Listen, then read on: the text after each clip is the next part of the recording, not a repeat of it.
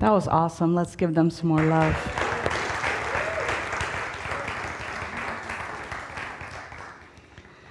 We got a full house today. Wow.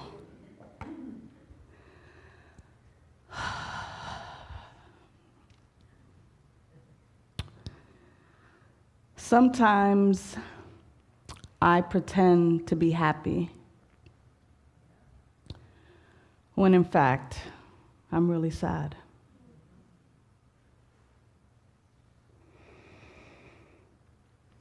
And sometimes I pretend that I'm interested in what you're saying to me when in fact I'm really bored.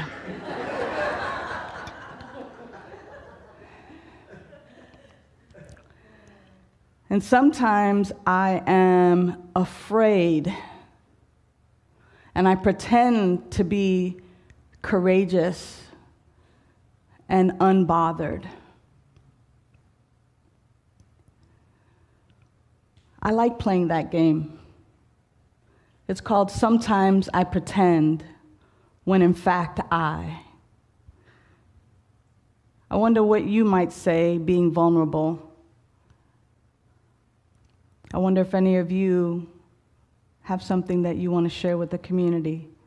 Sometimes I pretend, when in fact I.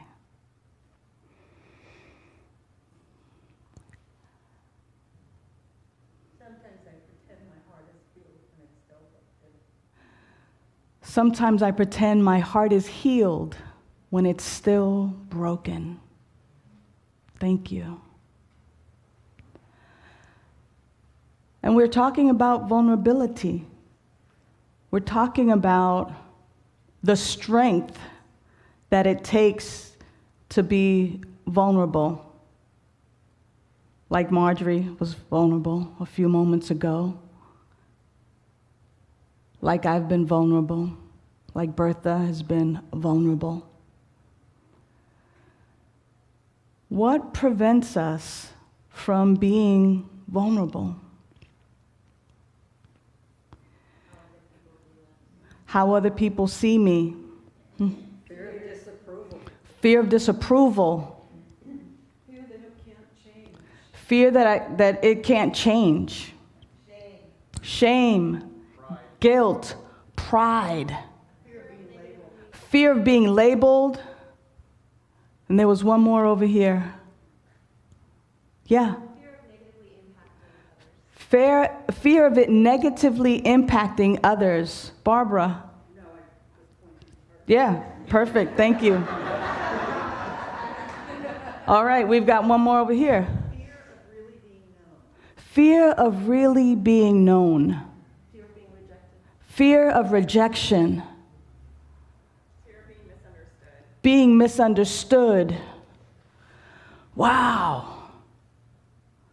Like, this is what we're faced with as community. And when we're talking about two communities coming together and making those decisions, it really is about being vulnerable and finding the strength in that vulnerability. Because community is really people coming together anyway. So two communities coming together is just people coming together anyway.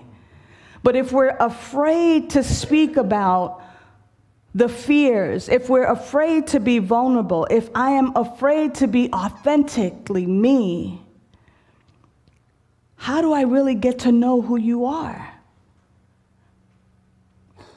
How do we take off the masks? How do we do that? And that question leads us to discover something within ourselves. Ernest Holmes says that there is something within you that has never been hurt or harmed, that has never been disturbed. It is that life spirit that when you take away and when you put aside your social identities, who you think you are, what you think you're about, that when you put aside your name, when you put aside your race, when you put aside your gender, when you put aside your positions and your titles, when you put all that aside and you actually are still enough to recognize that those are just the accessories, like the bonnets you're wearing. That those are just the accessories to your human experience, but that who you really are is spirit incarnate. That who you really are is this power and this presence. Who you really are is the unique, unrepeatable, magnificent, powerful way in which spirit is showing up in human form. That place that has never been hurt or harmed, when we tap into that power and presence, that we can truly be authentic and recognize our wholeness.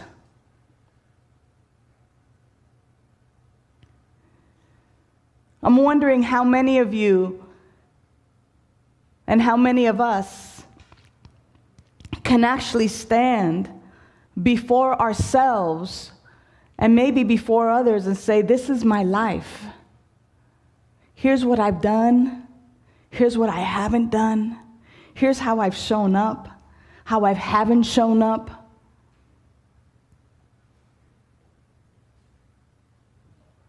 And that these experiences have been fulfilling, have been shaming, have been not the best decisions all the time, have been the greatest decisions that we've made sometimes. How many of us can actually stand in the truth of just saying, here's my life? All of it. Whatever you might label good or bad or ugly or warts or scars. You see, sometimes vulnerability is seen as something, as a way of people with advantage. Do you know what I mean by that? Of people with advantage.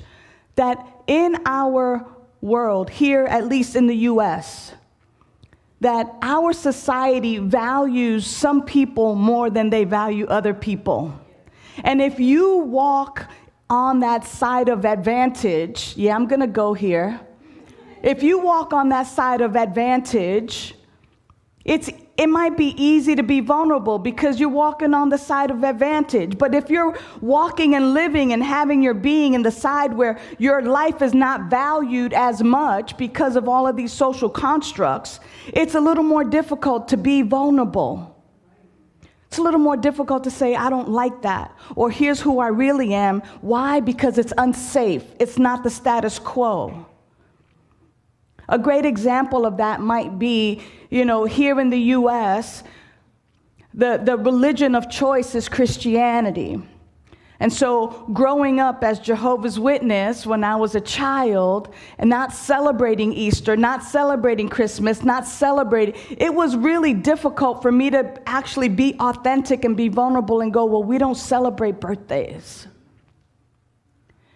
Because I wasn't walking on the side of advantage, meaning being in the popular and the most approved of religion here in the U.S.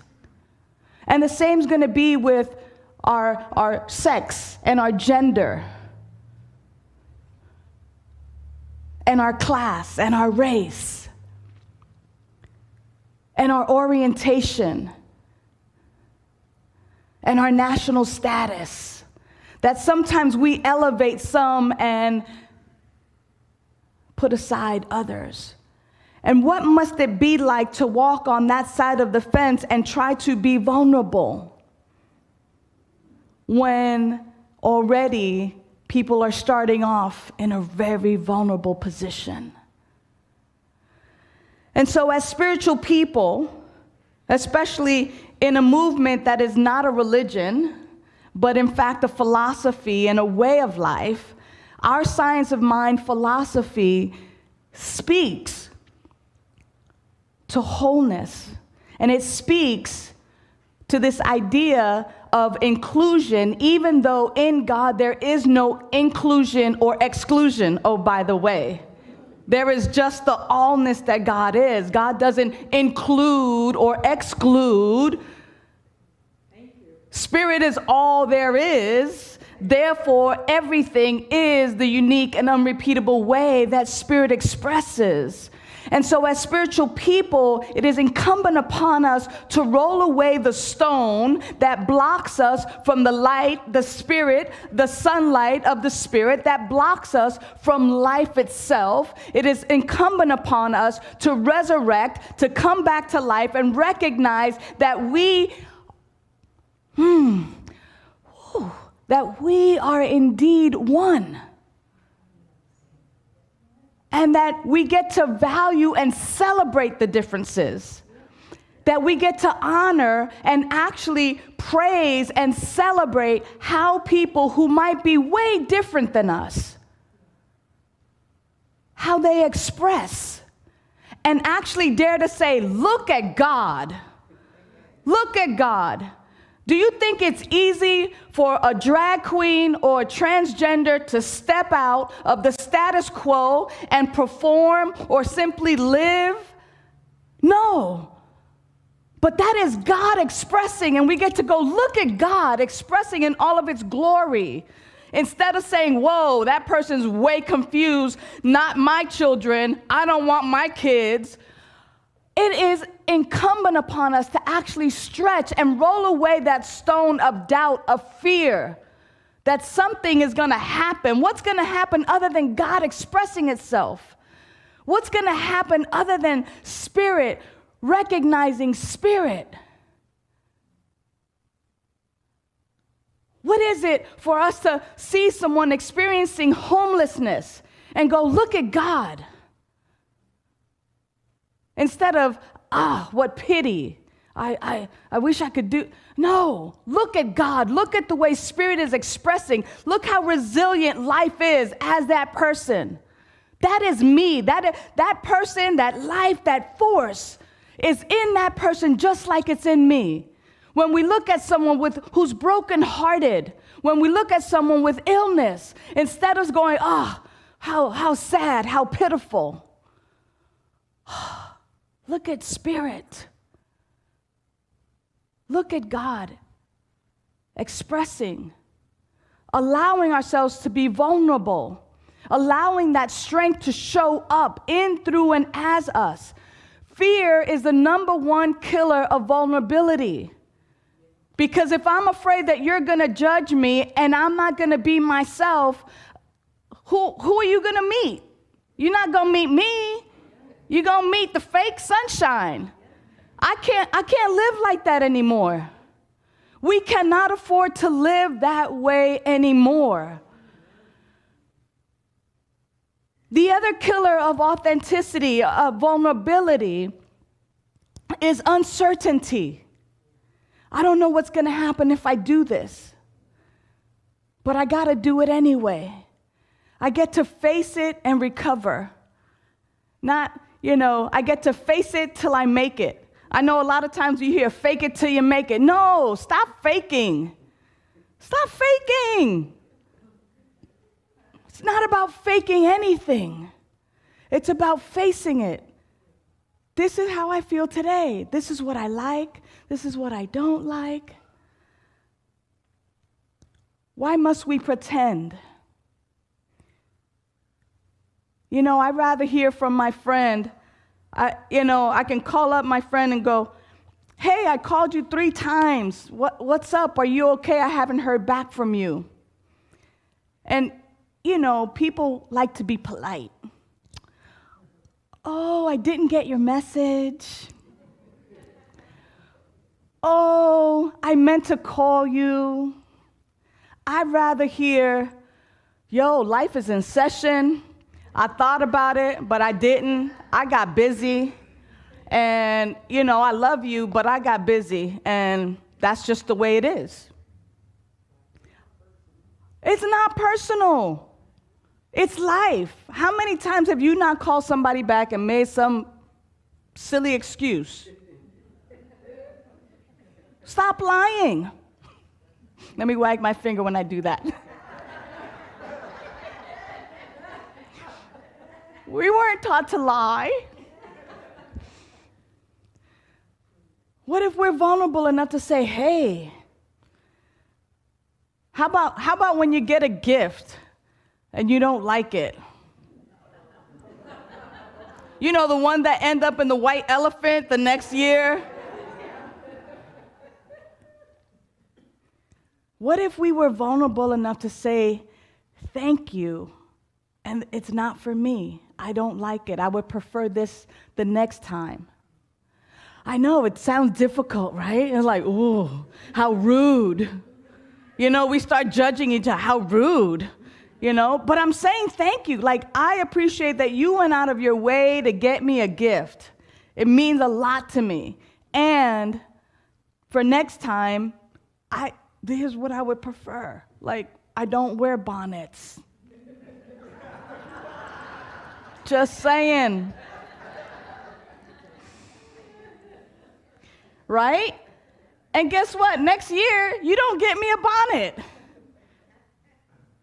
I might have a nice corsage or something, you know, be like, yeah, Sunshine don't wear bonnets, so let's not get her a bonnet. Da, da, da. Right? But there's that fear and that uncertainty. Will they like me? Will I be their friends? Will I be kicked out of the club? Will they tell me not to come to the spiritual community anymore? You know? And the other killer of vulnerability is comparison. Well, the other people, they're not doing that, or I must conform and do it this way and go with the flow and not be the outlier.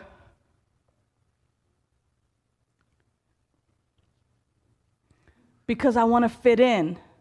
I don't want to fit in, beloveds. I don't want to fit in. I want to belong. I want to know that I bring value. I want to know that I am valued. Fitting in and belonging are two different things.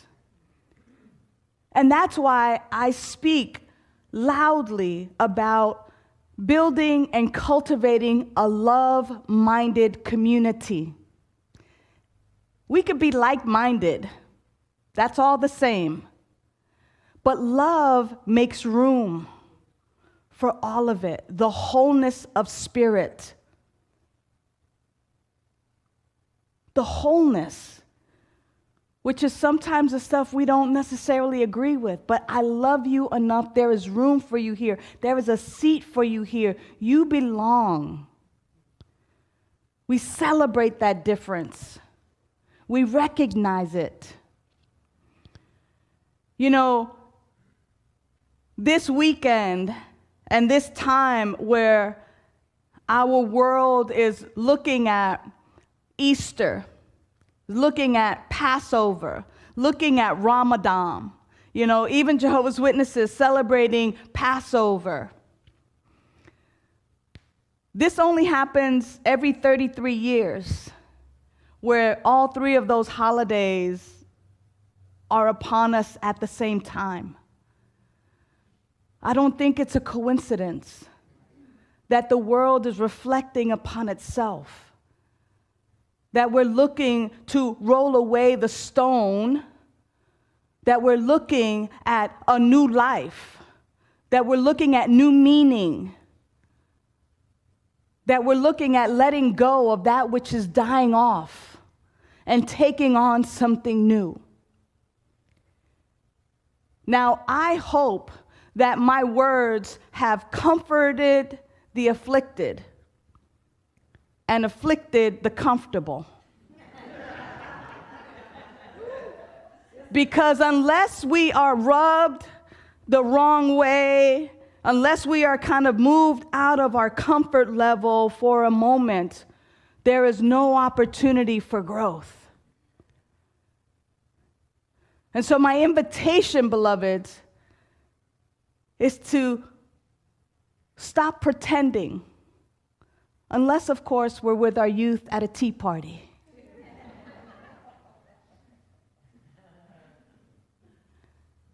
But to stop pretending and to be vulnerable enough to take the risk to show yourself, to be authentically you. It's going to be what is absolutely necessary as communities come together.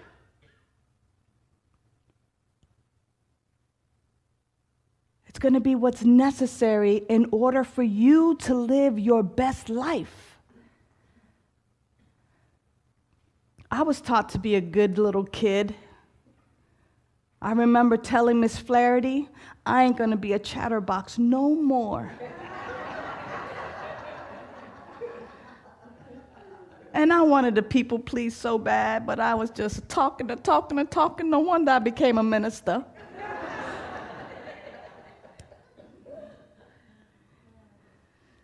Allow yourself to show who you are.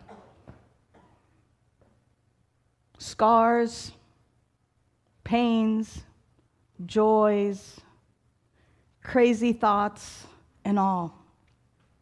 If we can't accept one another in this community,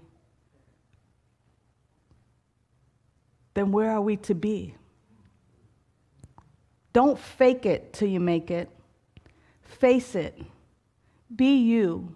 Allow yourself to be vulnerable enough to be embraced by God sitting next to you, by God sitting behind you, in front of you, to the left of you, to the right of you.